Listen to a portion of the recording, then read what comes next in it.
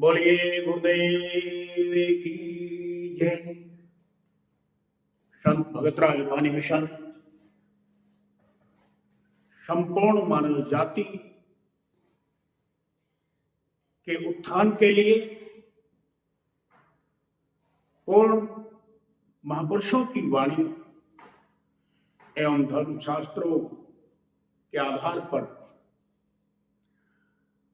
सत्संग पेश करता है। आज आपके समक्ष संत भगतराज रूहानी मिशन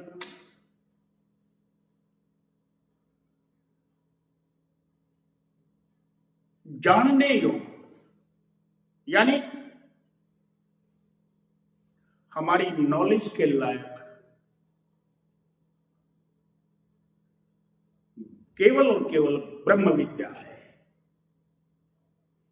मानव को ब्रह्म विद्या जानने की बेहद जरूरत है।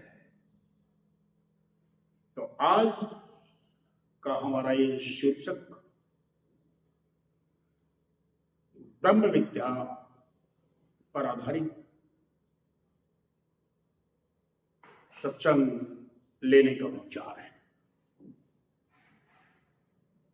मंडूक उपनिषद में हमारे जो उपनिषद हैं उनमें एक उपनिषद है मांडूक उपनिषद। मांडूक उपनिषद का एक वृत्तांत आता है कि शौनक नाम का गृहस्थी भारद्वाज ऋषि के पास जाता है और वो कहता है कि हे ईश्वर,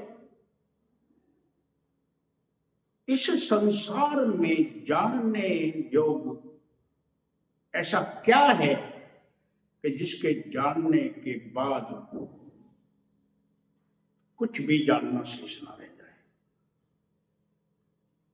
भारद्वाज ऋषि कहते हैं, शौनक,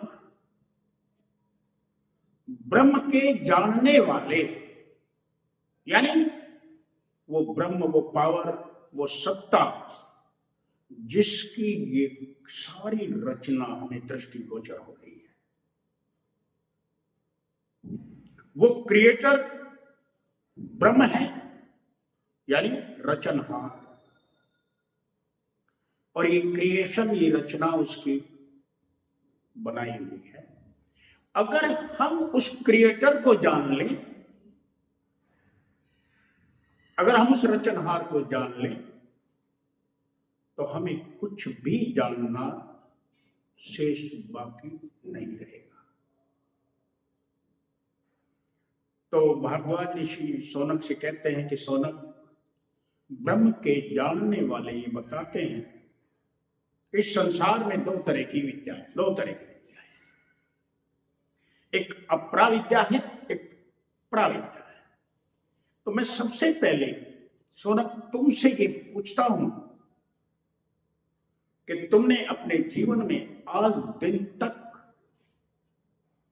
क्या जाना है, क्या नॉलेज तुम्हारे पास है भी या नहीं? तो सबसे पहले आप मुझे इसका खुलासा करिए, भाई आप क्या जानते हैं? शौनक कहता है, ऋषिवर, मैंने चारों वेदों को पढ़ लिया, 18 पुराणों को पढ़ लिया, 6 शास्त्रों को पढ़ा, 9 व्याकरण पढ़ा, उसके बाद भी मेरी तृप्ति नहीं हुई है। ऐसे लगता है कि अभी और बोले, और पढ़े और मेरी इच्छा, मेरी जो तृप्ति है जानने की, वो तृप्त नहीं हो रही है। तो भारद्वाज ऋषि कहते हैं, शौनक, मैंने अभी बताया था कि एक अप्राविद्या है, एक प्राविद्या है।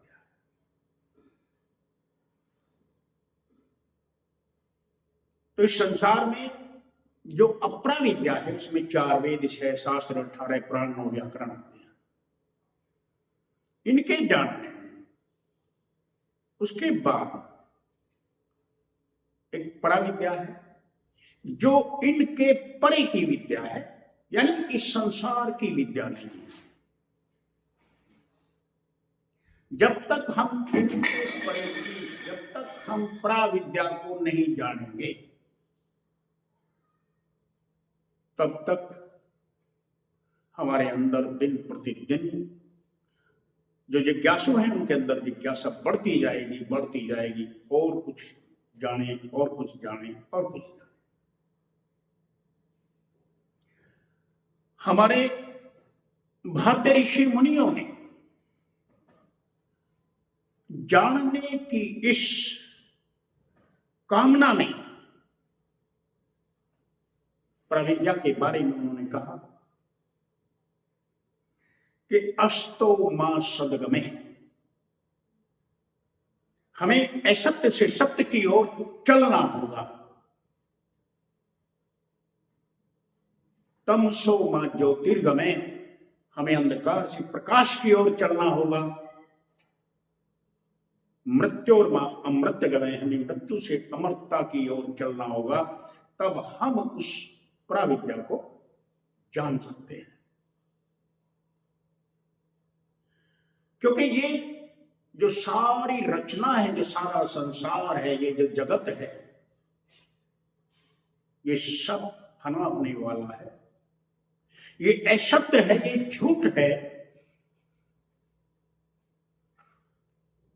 और जो सत्य है वो हमारे ज्ञान इंद्रियों का विषय नहीं है। पराविद्या हमारे ज्ञान इंद्रियों का, हमारे मन का, हमारी बुद्धि का, हमारे चित्त और अहंकार का विषय नहीं है। तो इस जगत में द्वंद्व है, इस जगत में ईर्षा है, द्वेष है, मेरा है, तेरा है, बहुत झगड़े हैं। इस जगत में सबकी सीमाएं बनी हुई हैं। वो जो सत्य है वह ना मेरा है, ना तेरा है, ना वह ईर्षा है, ना राग है, ना द्वेष है, ना कोई किसी तरह का कोई झगड़ा ही नहीं। वह प्रेम है, और प्रेम प्रेम प्रेम, सब कुछ वहां प्रेम है। कबीर साहिब ने अपनी एक वाणी में लिखा है, प्रेम नगर में रहने हमारी, कहते हैं हम प्रेम नगर में रहते हैं। हम यहां द्वेष और भावनाओं के नगर में नहीं रहते, हम झगड़ों के नगर में नहीं रहते। प्रेम नगर में रहने हमारी, भली बन आई सबूरी में। कह रहे कि मेरी तो बस गरीबी में बढ़कर आई है, मैं गरीबी में ही खुश हूं। और कहते हैं ऋषि कि जब हम उस सत्य की तरफ चलते हैं तो हम अपने 9 दरवाजों को बंद करें। अंतर में अंधकार नजर आता है, गहन अंधकार। इस अंधकार के पार प्रकाश है। पहले उन्होंने कहा अस्तोमा सदगमे, असत्य से सच की ओर, हमेशा रहने वाले की ओर, फिर अंधकार से प्रकाश की ओर। हमारे अंतर में जो अंधकार है उसको हमने पार करना है। ये अंधकार तब तक हमारा पार नहीं होगा जब तक हम इस संसार के झगड़ों में उलझे रहेंगे। फिर आगे कहते हैं कि मृत्यु और अमृतगमे, यहां मरना है, सबको मरना है। ये मृत्यु लोक है। इस मृत्यु लोक से ऊपर उठकर अमरता की ओर, अमर होने की तरफ हमने चलना है। तो ये जब तक हम इस मृत्यु लोक से नहीं उठेंगे, जब तक हम अंधकार से आगे नहीं जाएंगे, जब तक हम इस रचना जो असत्य है, ये जगत जो है नाशवान है, इससे आगे नहीं जाएंगे, तब तक हम अप्राविद्या में पड़े हैं। हम कितने धर्म ग्रंथों का पाठ करें, हम रात दिन धर्म ग्रंथों को पढ़ते चले जाएं। गुरु साहिब ने कहा है, पढ़िए जेते बरस बरस, आप सालों दर साल पढ़ते जाइए। पढ़िए जेते मास, आप महीनों दर महीने पढ़िए। पढ़िए जेती आरजा, आप अपनी आयु पर्यंत पढ़ते चले जाइए। और पढ़िए जेते श्वास, आप हर श्वास में पढ़ते चले जाइए, पढ़ते चले जाइए धर्म ग्रंथों को।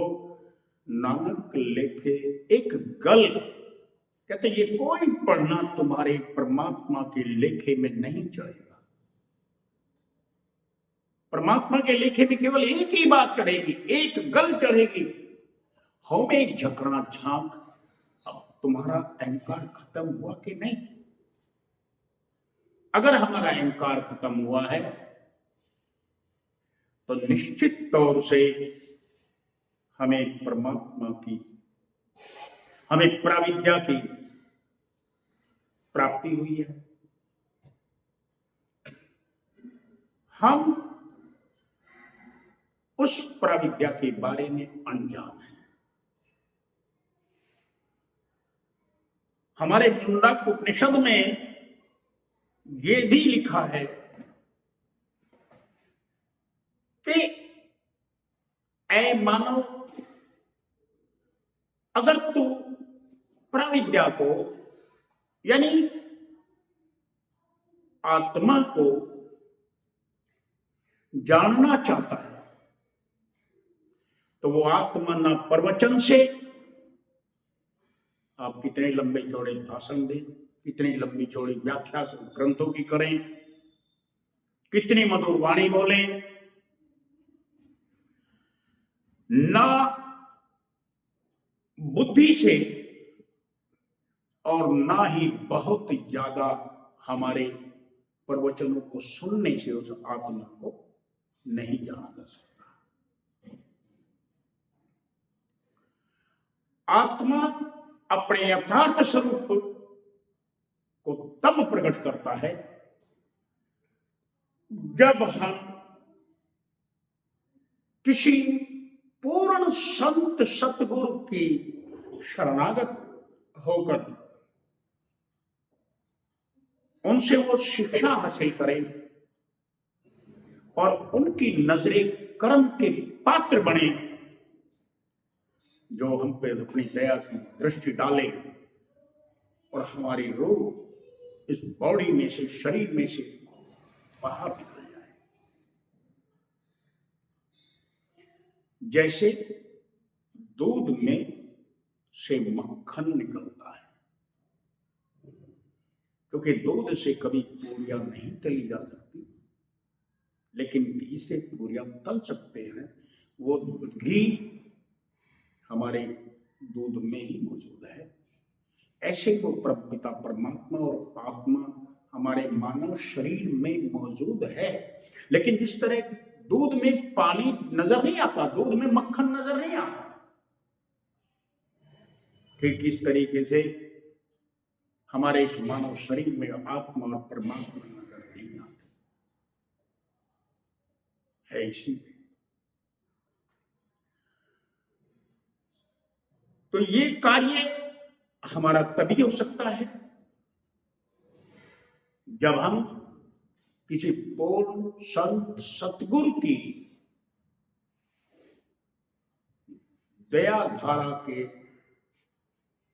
अंतर्गत रहें, तो ये कार्य हमारा हो सकता है। और जब तक हम इस प्राविद्या की तालीम, जब तक हम इस अंतर के राज को नहीं जानेंगे। याद रखिए,